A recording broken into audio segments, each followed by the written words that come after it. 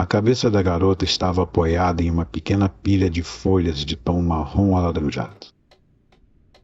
Os olhos amendoados estavam fixos na copa de figueiras, faias e carvalhos, mas não enxergavam os raios de luz que tentavam atravessar os galhos, salpicando o chão do bosque de dourado. Não piscavam, enquanto reluzentes besouros corriam sobre as pupilas. Eles não viam mais nada, exceto a escuridão. Perto dali, a mão pálida se projetava da pequena mortalha de folhas, como que pedindo ajuda, ou se certificando de não estar sozinha. Mas nada estava ao seu alcance.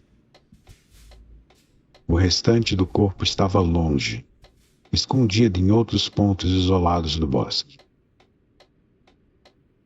Um galho estalou ali perto, alto como um fogo de artifício em meio ao silêncio. E uma revoada de pássaros emergiu da vegetação rasteira. Alguém estava se aproximando. Ajoelharam-se junto à garota que nada via. Delicadamente acariciaram seu cabelo e o rosto gelado com os dedos trêmulos de ansiedade. Então, pegaram sua cabeça, tiraram algumas folhas agarradas às bordas irregulares do pescoço e a guardaram com cuidado em uma mochila, aninhada entre alguns pedaços quebrados de giz. Após um instante de reflexão, cerraram os olhos da garota. Depois, fecharam o zíper da mochila, levantaram e a levaram. Algumas horas depois, a polícia e os peritos criminais chegaram. Eles numeraram, fotografaram, examinaram e finalmente levaram o corpo da garota para o necrotério, onde permaneceu por várias semanas, como que à espera de ser completado. Isso nunca foi feito. Houve extensas buscas, perguntas e apelos, mas, apesar de todos os esforços por parte dos detetives e dos homens da cidade, a cabeça nunca foi encontrada, e a garota do bosque nunca voltou a ficar completa. 2016. Comecemos pelo começo. O problema é que nenhum de nós chegou a um acordo sobre quando de fato tudo começou. Foi quando Gav Gordo ganhou o balde de giz de aniversário? Quando começamos a desenhar figuras de giz? Ou quando elas começaram a aparecer do nada? Foi aquele acidente terrível? Ou quando encontraram o primeiro cadáver? Há vários inícios. Acho que qualquer um deles poderia ser chamado de começo.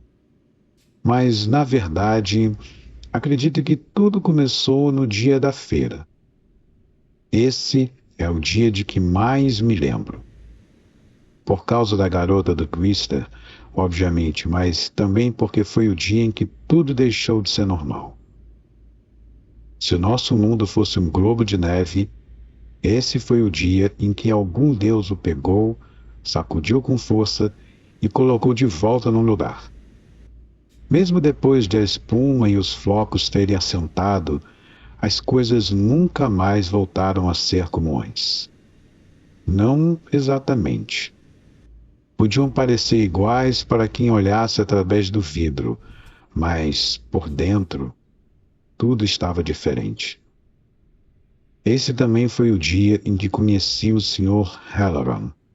Então acho que ele é um começo tão bom quanto qualquer outro. 1986. Hoje vai cair um temporal, Ed. Meu pai gostava de fazer a previsão do tempo com uma voz grave e impostada como as pessoas na TV. Ele sempre falava com uma certeza absoluta, apesar de em geral errar as previsões.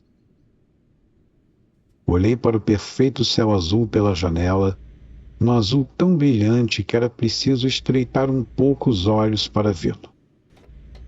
Não parece que vai cair um temporal, pai? Questionei com a boca cheia de sanduíche de queijo. Minha mãe retrucou, entrando na cozinha súbita e silenciosamente, como uma espécie de ninja. A BBC disse que vai fazer sol e calor durante todo o fim de semana. E não fale com a boca cheia, Ed. Meu pai murmurou. Ele sempre fazia isso quando discordava da mamãe, embora não ousasse dizer que ela estava errada. Ninguém ousava discordar da mamãe. Ela era, na verdade ainda é, um tanto assustadora. Era alta, com cabelo curto e escuro, e tinha olhos castanhos que podiam demonstrar alegria ou ficar quase negros quando estava furiosa. É mais ou menos como no caso do incrível Hulk. Ninguém queria enfurecê-la. Minha mãe era médica, mas não uma normal que dava pontos na perna das pessoas e lhes aplicava injeções para isso ou aquilo. Meu pai me disse certa vez que ela ajudava mulheres com problemas. Ele não especificou que tipo de problemas, mas eu supunha que deveriam ser muito graves para requererem ajuda médica. Meu pai também trabalhava, mas em casa. Era redator de jornais e revistas. Não um tempo integral. Às vezes ele reclamava que ninguém lhe dava trabalho ou soltava com uma risada amarga. Não é meu público esse mês, Ed. Quando criança, eu achava que ele não tinha um emprego de verdade.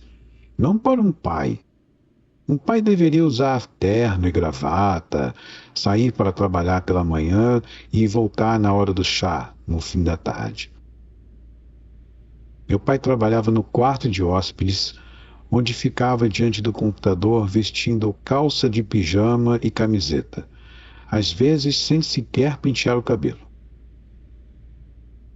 Ele também não se parecia muito com os outros pais. Tinha barba grande, espessa e cabelo comprido, que prendia em um rabo de cavalo.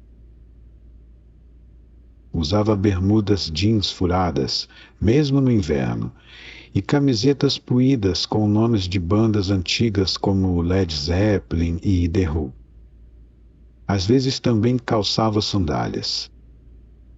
Gav Gordo disse que meu pai era um hippie maldito. E provavelmente estava certo. Mas, naquela época, considerei aquilo um insulto. Então o empurrei. Ele me derrubou e cambaleei de volta para casa com alguns hematomas novos e o nariz sangrando. Fizemos as pazes depois, é claro. Gav Gordo podia ser um pé no saco. Ele era um daqueles garotos gordos que sempre tem de falar mais alto e ser o mais desagradável para assim desencorajar os verdadeiros valentões. No entanto, também era um dos meus melhores amigos e a pessoa mais leal e generosa que eu conhecia. Solenemente, Gav Gordo disse uma certa vez: "A gente cuida dos amigos, Ed Monstro. Os amigos são tudo." Ed Monstro era o meu apelido, porque meu sobrenome era Adams, como na família Adams.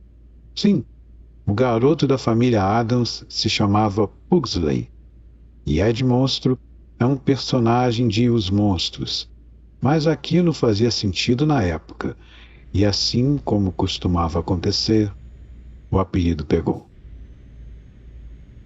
Ed Monstro, Gav Gordo, Mickey Metal, por causa do enorme aparelho nos dentes, Hopo, David Hopkins e Nick.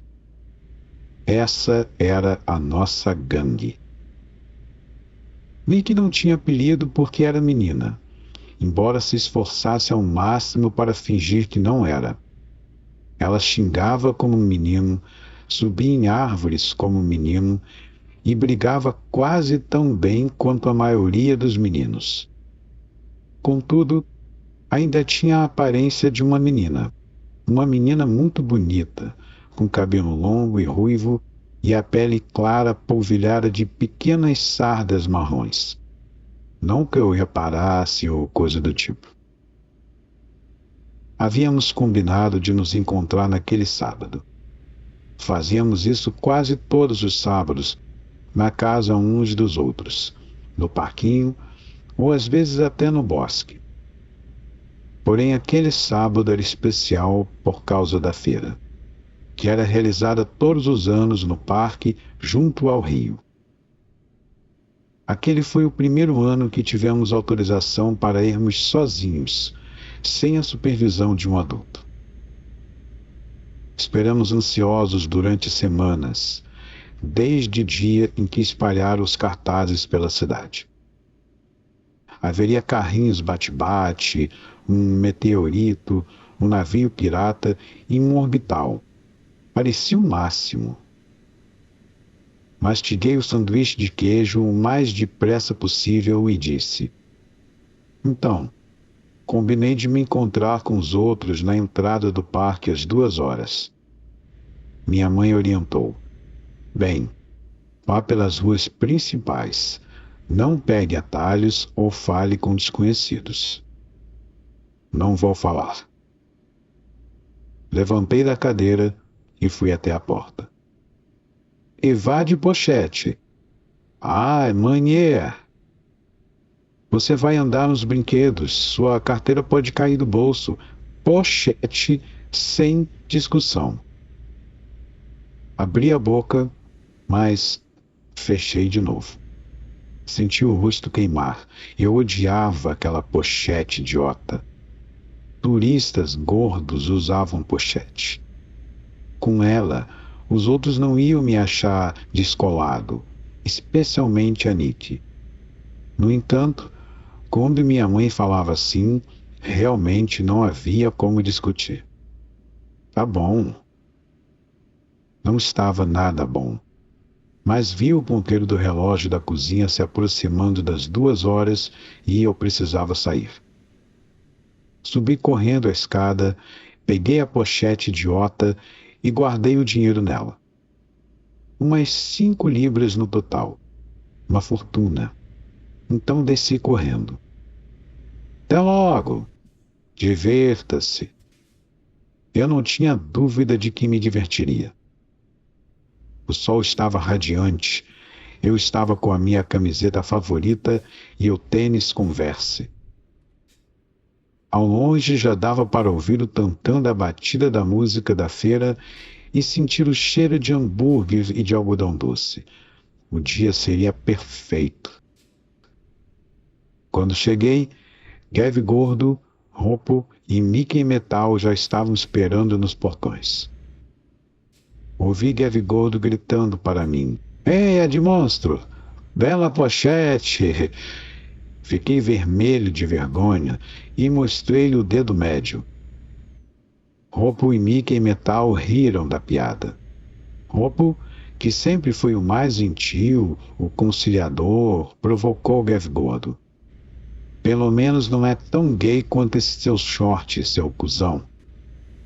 Gav Gordo sorriu, segurou o short pela bainha e fez uma dancinha, erguendo as pernas gorduchas bem alto como uma bailarina. Com Gav Gordo era assim.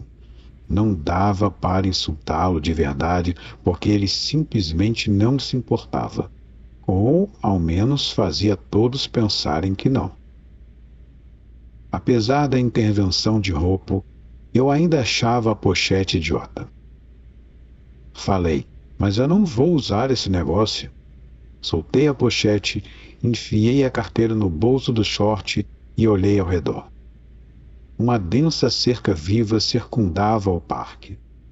Enfiei a pochete nela de modo que não fosse vista por um passante, mas não tão profundamente para que pudesse recuperá-la mais tarde.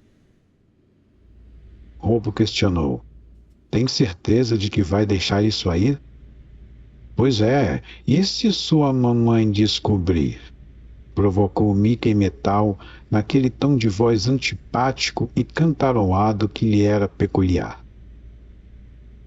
Embora fizesse parte de nossa gangue e fosse o melhor amigo de Gav Gordo, nunca gostei muito de Mickey Metal.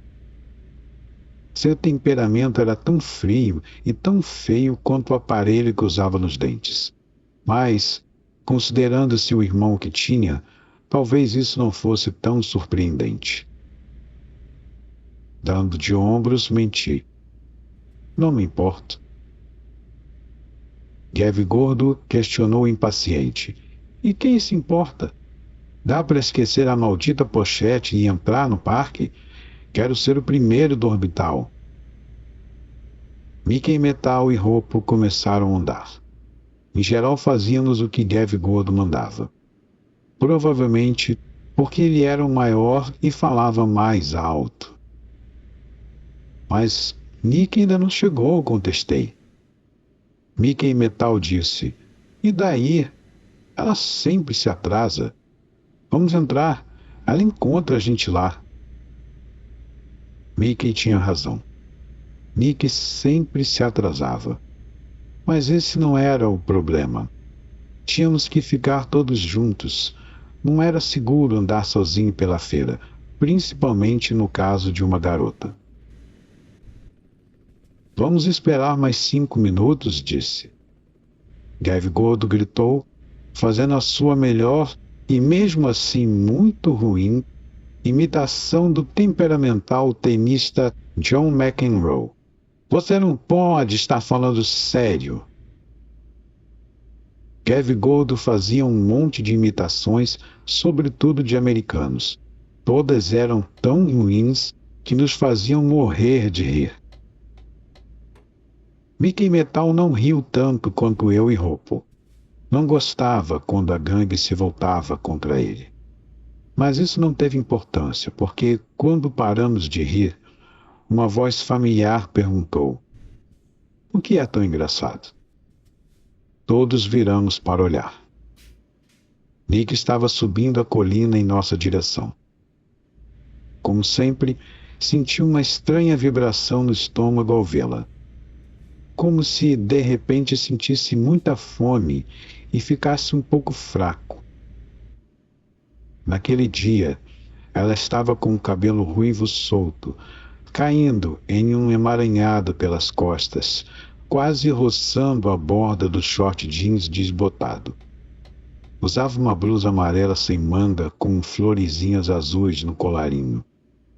Entrevi um brilho prateado em seu pescoço. Uma pequena cruz em uma corrente. Carregava uma grande e pesada bolsa de juta nos ombros. Você está atrasada, repreendeu Mickey Metal. A gente estava esperando. Como se a ideia tivesse sido dele.